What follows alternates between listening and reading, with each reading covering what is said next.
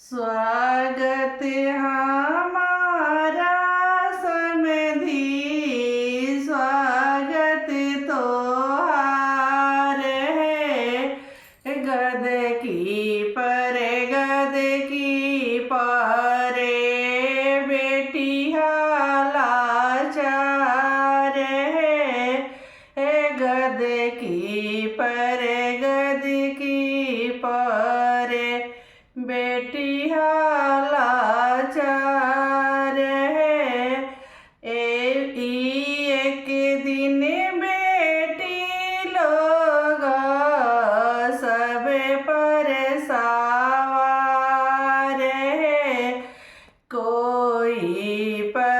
कोई नहीं खे करता विचार है।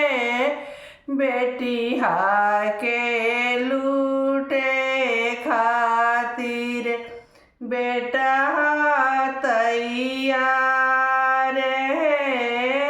बेटी ना संपत्ति भइली घर घर के भार है।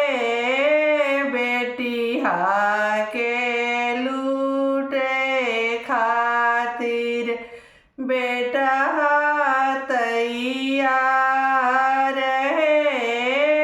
बेटी के लूटे खातिर बेटा तैयार।